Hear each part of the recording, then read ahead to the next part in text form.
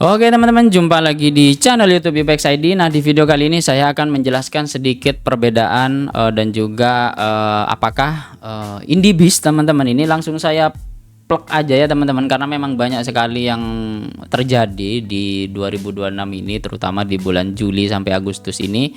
Banyak sekali teman-teman yang kena pelanggaran, kena strike atau mungkin kena FPP namanya ya di IndiBiz ya. Jadi teman-teman, jika tidak tahu FPP IndiBiz, nah ini saya jelaskan sedikit saja teman-teman biar teman-teman paham. FPP ada Fraud Paid Policy ya, atau FPP. Kalau di IndiHome itu ada FUP ya, seperti itu. Kalau IndiHome dia basisnya itu untuk per usage terabyte ya, seperti itu. Kalau semisal 100 Mbps itu kalau nggak salah 2 tera. Jadi jika penggunaan 2 tera maka speednya akan di drop ya.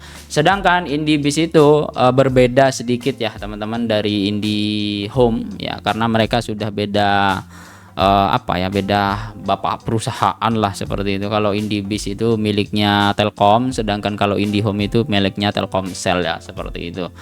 Jadi di sini teman-teman ada beberapa memang faktor yang perlu teman-teman ketahui, dan juga bagaimana cara teman-teman lihat untuk di internet atau broadband IndiBiz teman-teman itu sudah kena FPP atau tidak ya.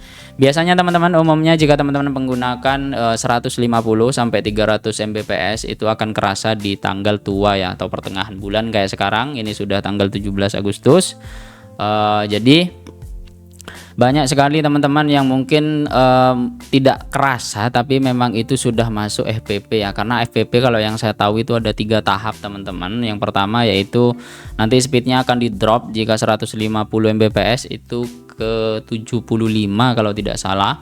Kemudian nanti FPP kedua itu akan di drop ke 30, dan FPP ketiga itu akan di drop ke 10 Mbps ya, seperti itu. Biasanya kalau sudah sering terjadi atau mungkin dalam beberapa minggu atau beberapa bulan itu sudah terjadi, maka biasanya dia akan di strike ya, atau istilahnya di downtime atau di stop ya layanannya. Jadi teman-teman jika langganan 100 Mbps maka bulan-bulan berikutnya itu akan hanya dapat separuhnya ya, kadang 50, kadang 30, ada sampai yang kemarin itu hanya dapat 10 Mbps ya. Jadi istilahnya teman-teman percuma jika menggunakan layanan dengan harga yang sama 150 Mbps, namun yang didapat itu tidak full 150 Mbps ya. Cara ceknya teman-teman cukup simpel ya, karena ini ISP yang saya pasang di sini ya. Ini teman-teman sudah tahu lah dari IP-nya ini plat apa. Jadi ya IndiBiz lah saya sebut aja. Di sini teman-teman cara ceknya saja. Biasanya kalau di awal bulan untuk pingnya itu konsisten teman-teman, biasanya normalnya dengan traffic kalau semisal 150 Mbps itu terpakai di 102 bulan itu ada di 25 plus ya, biasanya seperti itu. Namun jika sudah masuk FPP pertama, dia pingnya itu akan ngelonjak, biasanya normalnya 5 sampai 10 hop ke bawah ya, seperti itu. Contoh semisal di sini hop pertama ini normal, hop kedua ini normal, hop ketiga ini sudah mulai bau, kemudian hop ketiga ini sudah mulai bau, keempat, kelima, keenam, 7 dan 8. Bener ya teman-teman. Jadi di bawah 10 hop, kadang di bawah 5 hop atau 5 hop ke atas sampai 10 itu biasanya akan kerasa ping ada naik ya, seperti itu. Jadi hal inilah yang menyebabkan mungkin teman-teman tidak kerasa biasanya pada saat akses, atau mungkin pada saat penggunaan internet di rumah, atau mungkin teman-teman yang langganan ke teman-teman RT RW net itu akan kerasa ya, seperti itu.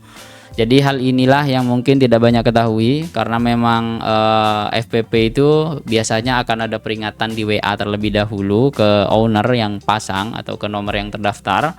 Namun bukan pesannya itu bukan berisi pas Anda kena FPP, tidak, tapi Anda di atas penggunaan batas wajar dan bla bla bla bla bla bla, biasanya seperti itu. Tapi untuk secara sistem kayak saya yang tidak pemasang atau tidak pengguna IndiBiz langsung, itu biasanya akan kerasa di bagian pingnya seperti ini teman-teman. Jadi contoh untuk sekarang update konten kemudian buka YouTube itu akan serasa lebih lemot atau lebih berat ya, seperti itu. Karena memang kerasanya di sana teman-teman. Contoh semisal saya buka YouTube, nah seperti ini. Memang untuk kecepatan itu normal teman-teman, di kurang lebih kisaran 20-an Mbps, karena normalnya itu segitu kalau yang saya pasang. Tapi di sisi ping itu akan ada delay ya teman-teman, tidak seperti IndiHome. Kalau IndiHome kan memang langsung di cut off untuk speed, namun kali ini dia akan motong di ping ya, atau istilahnya sistem kita akan sedikit delay ya, seperti itu. Jadi ini sedikit resiko untuk teman-teman yang menggunakan broadband IndiBeast untuk distribusi ya, karena memang itu secara hukum memang ya tidak boleh, tapi ya saya tidak mau menyebut merek teman-teman karena memang ya namanya juga di Indonesia ya, jadi teman-teman tahu sendirilah seperti itu bagaimana. Saya juga malas kita mau pasang Metro atau mau jadi PKS atau mitra, rule-nya itu ribet dan bla bla bla bla bla bla. Jika kita tidak PKS atau jadi ilegal, maka resikonya juga besar ya, seperti itu. Jadi pertimbangannya itu cukup menyulitkan kita ya, seperti itu. Meskipun saya tidak menjalankan pribadi, tapi banyak sekali teman-teman yang curhat atau memberikan saran dan masukan juga apa yang mereka alami dan yang terjadi ke mereka, itu kurang lebihnya seperti itu ya. Jika kita speed test, nah kita masuk lagi teman-teman. Jika kita speed test di sini akan normal ya teman-teman, maksudnya normal untuk kecepatan yang kita dapat, mungkin karena di awal bulan, tapi kalau di sisi server ini akan kerasa ya teman-teman pada saat pertengahan bulan ya. Contoh jika pelanggan itu yang sudah paham, maka pingnya itu biasanya tidak akan kecil teman-teman. Ini kebetulan 4 ms karena dia pakai script untuk semacam kayak manipulasi apa ya, ping lah di sistemnya. Jadi saya tidak perlu komen karena memang ini punyanya ya di desa teman-teman seperti ini, karena memang area kerja saya itu di desa. Tapi beliau juga ya paham lah, mungkin dapat konfigurasi ini dari mana saya kurang paham seperti itu. Jadi kalau di speed test ini mungkin tidak akan terlalu kerasa teman-teman, tapi pada saat teman-teman akses untuk contoh buka YouTube, buka Facebook, TikTok dan lain-lain, itu akan sangat kerasa ya teman-teman dari pengurangan speednya ini ya, seperti itu.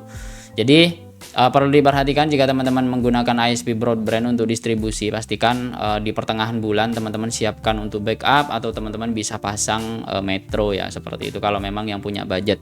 Tapi banyak sekali faktor lain yang memang mempengaruhi kenapa teman-teman itu tidak PKS, kenapa teman-teman itu tidak mau masuk ke ranah-ranah yang memang sudah legalitasnya cukup tinggi, karena jumlah pelanggan, kemudian nanti dengan rules atau peraturan yang diterapkan oleh ISP atau Metro atau ya dedicated bandwidth teman-teman itu kan biasanya agak ribet ya, seperti itu. Saya juga tidak bisa berkomentar banyak karena rule tersebut dikeluarkan oleh pihak provider itu ya, seperti itu. Mungkin hanya masukannya sedikit teman-teman, jika mau main seperti ini silahkan teman-teman pasang lebih dari satu untuk ISP-nya. Tapi memang untuk cost efisien per bulan atau pengeluaran itu akan sangat meminimalisir untuk pendapatan ya. Contoh semisal dengan 100 pelanggan PPPoE anggap 100 ribuan per bulan, itu kan sudah dikalkulasi per bulan itu 10 juta anggapannya ya teman-teman. Lain sistemnya kita hitung pendapatannya saja, kemudian nanti dipotong untuk internet semisal 1,5 juta. Kalau semisal teman-teman pasang kali 2 itu 3 juta rupiah lah, seperti itu. Jadi sisanya itu sudah 7 juta. Kemudian 2 juta itu digunakan untuk operasional bulanan, contoh kayak teknisi, kemudian pembelian kabel, anggap dah 3 juta, jadi sisa 4 juta ya teman-teman, seperti itu. Itu masih cocok lah untuk pendapatan per bulan meskipun marginnya cukup tipis. Tapi jika teman-teman pelanggan 100 pasang PKS atau pasang ISP dedicated atau Metro, maka hal tersebut mungkin akan sedikit menguras kantong ya, seperti itu, karena memang budgetnya itu akan minus.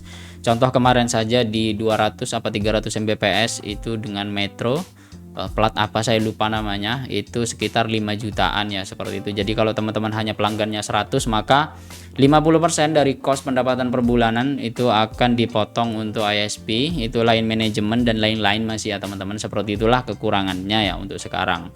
Jadi jika teman-teman mau mulai dari awal, bukan saya nakut-nakuti, tidak, tapi memang teman-teman harus ada yang namanya backup ya. Itulah paling pentingnya. Kenapa di channel ini saya paling tekankan itu yang pertama backup, karena failover atau istilahnya di sistem mikrotik itu perlu ya, seperti itu.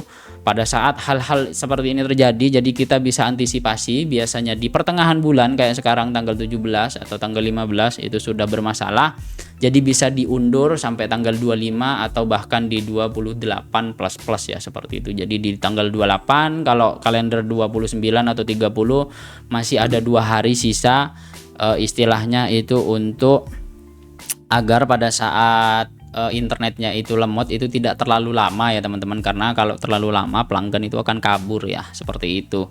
Jadi hal tersebutlah yang membuat saya inisiatif untuk membuat video ini. Jika teman-teman lebih tahu informasi tentang plat biru dari plat merah ini atau IndiBiz, teman-teman bisa komentar di bawah. Sekaligus berikan saran dan masukan teman-teman di komentar agar teman-teman yang lain yang menonton video ini punya pencerahan ya, seperti itu. Bagi teman-teman yang sudah profesional bisa komentar juga, karena masukannya itu sangat penting bagi kita yang baru mau mulai atau yang sudah memulai dan kadung terjun di dunia bisnis ini ya, seperti itu. Meskipun bisnisnya ya masih tanda tanya, seperti itu. Mungkin seperti itu saja teman-teman untuk tentang IndiBiz, tapi teman-teman jangan takut saja, hanya saja ya sedia backup lah, sedia payung sebelum hujan, seperti itu. Kesimpulannya, intinya teman-teman semua up to you, yang penting saya hanya memberikan saran. Kemudian jika teman-teman yang profesional silahkan komentar juga di bawah, atau lebih tahu tentang IndiBiz ini silahkan komentar ya, seperti itu. Sampai jumpa di video selanjutnya teman-teman, jangan lupa like, komen, dan share, dan juga join jadi member YouTube Yupex ID. Jika butuh alat yang saya gunakan silahkan shop di bawah ya. Terima kasih, bye bye.